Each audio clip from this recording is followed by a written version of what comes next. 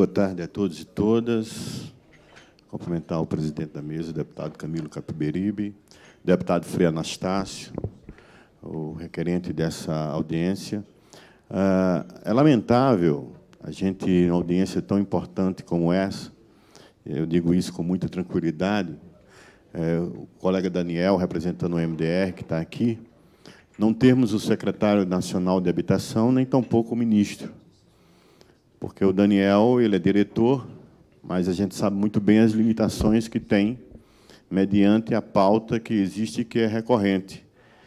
É a segunda audiência em que o Daniel vem, mas, com as suas limitações, ele diz claramente que não depende dele a tomada de decisões de atitude. Antes que o representante da FUNASA saia, para nós, do meio rural, é fundamental saber o que é que está sendo pensado em termos de saneamento rural, junto com a habitação rural, para esse público. Para nós, ouvirmos aqui é fundamental. O que é que a FUNASA está pensando em termos de saneamento rural? Porque a gente fala só de saneamento urbano e esquece o meio rural. Eu queria saber se existe algum diálogo entre FUNASA, Ministério do Desenvolvimento Regional, ou outro ministério, e quais são as ações que estão sendo pensadas para esse público. Eu fiz uma apresentação, gostaria que, por favor, colocasse aí a tela. Por favor, vou ficar de pé, fica melhor.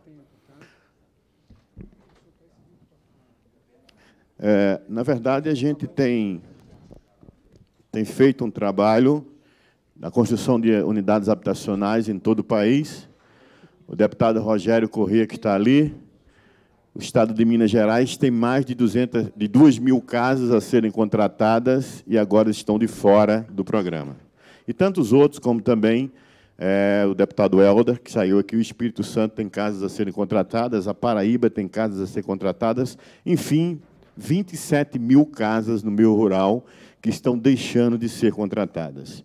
E o que é mais preocupante é que o governo não dá nenhuma satisfação no que diz respeito por que deixou as portarias realmente vencerem e todo o empenho das entidades organizadoras, da classe trabalhadora, foi desconsiderada. Isso é lamentável. Por favor. O quadro atual do programa, para vocês terem ideia de como está a situação. As entidades organizadoras todas credenciadas e habilitadas, um processo exaustivo para chegar a esse credenciamento e essa habilitação, custos enormes para que pudesse alcançar esse objetivo, projetos analisados e aprovados pelos agentes financeiros, Caixa Econômica e Banco do Brasil, e expectativa enorme no meio rural. Portaria vencida, não foi prorrogada, e agora toda a expectativa que foi criada, tudo aquilo que foi empenhado, todo o projeto que foi elaborado está de fora do processo.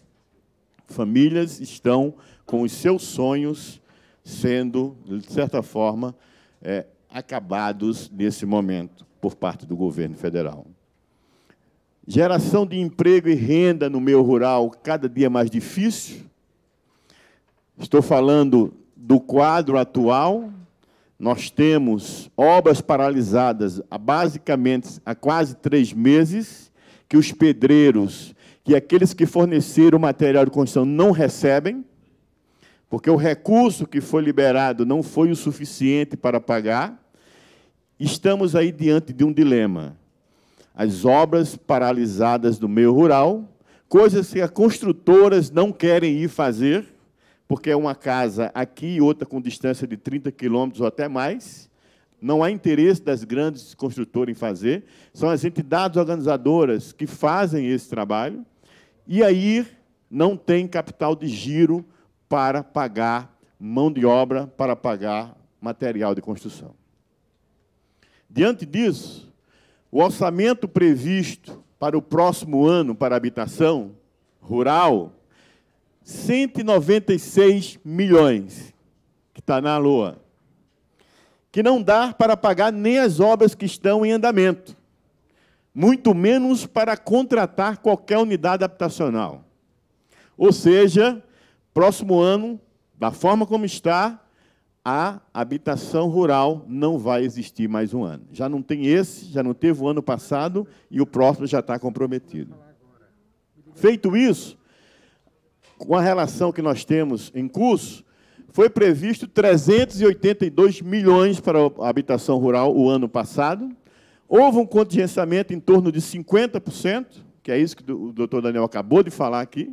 Está contingenciado, não paga, obras atrasadas, prejuízo total no meio rural.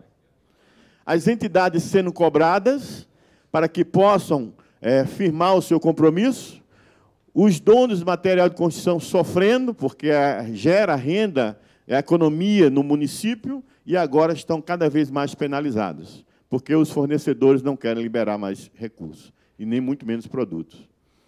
Obras paradas em todo o país, liberado 363 milhões na semana de 2 a 6, e liberado da seguinte forma, perceba qual é a opção do governo.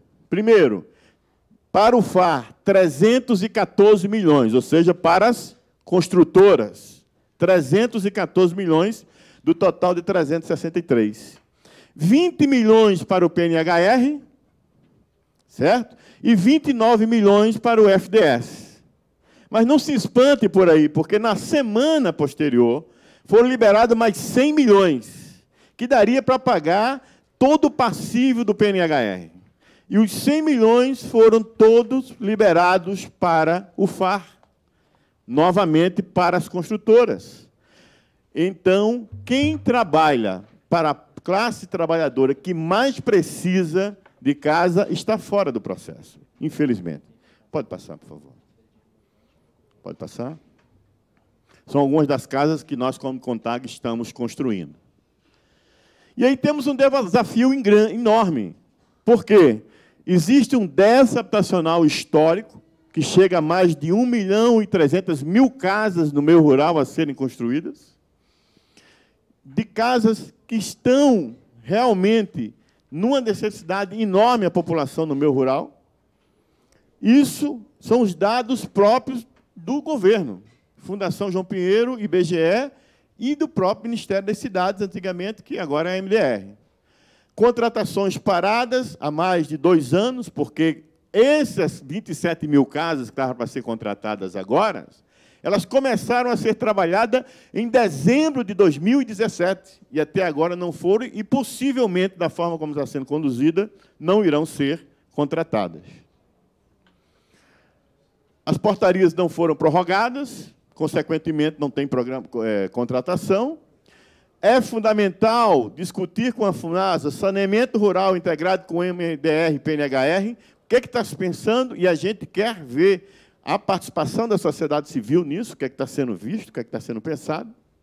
Fazer o governo entender que a habitação rural é diferente de qualquer obra pensada para o meio urbano, características completamente diferentes, e a gente precisa entender que processo é esse, como se dá essa organização. O governo precisa entender que esse público está lá e é responsável pela produção de alimento para a população nesse país.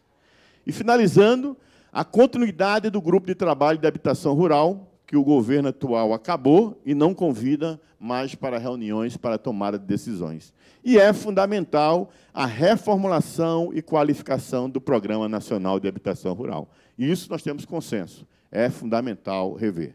Por favor. São unidades que a gente tem construído, casas dignas para cidadãos e cidadãs dignas no meio rural.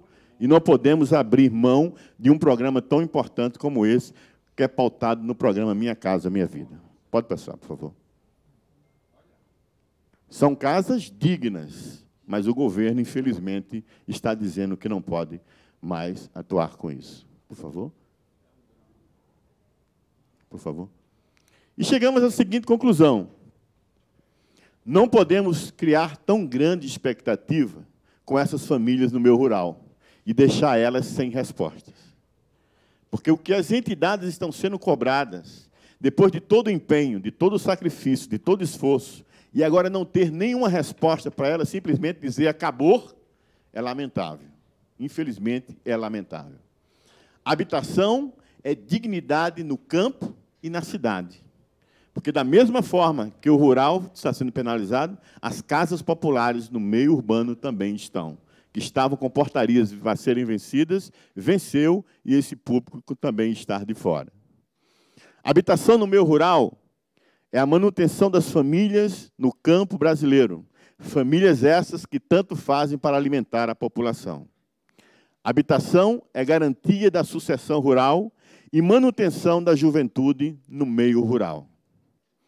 Diante do quadro de desemprego no país, é lamentável a decisão política do atual governo em aumentar e não priorizar também a construção civil no meio rural. E, para finalizar, como estamos com o tempo, eu gostaria de passar um vídeo na qual o senhor ministro se comprometeu em contratar as casas a partir da suplementação que foi aprovada nessa casa. E, infelizmente, o meio rural foi penalizado, como também as casas populares no meio urbano, infelizmente. Vamos ouvir o vídeo que foi protagonizado pelo senhor ministro. Com esse recurso será possível destravar todas aquelas obras que estão paradas, garantir a execução daquelas que estão em andamento e também a contratação que foi feita no final do ano, 17 mil unidades efetivamente terem seu início e 2 seleções de rural e entidades que foram feitas, mas não foram contratadas pela falta de recurso. E agora, este recurso permitirá tudo isso. R$1 milhão investidos no programa equivalem a 40 empregos gerados. Então, R$1 bilhão, teremos aí 40 mil empregos novos para esse Brasil que tanto necessita de trabalho.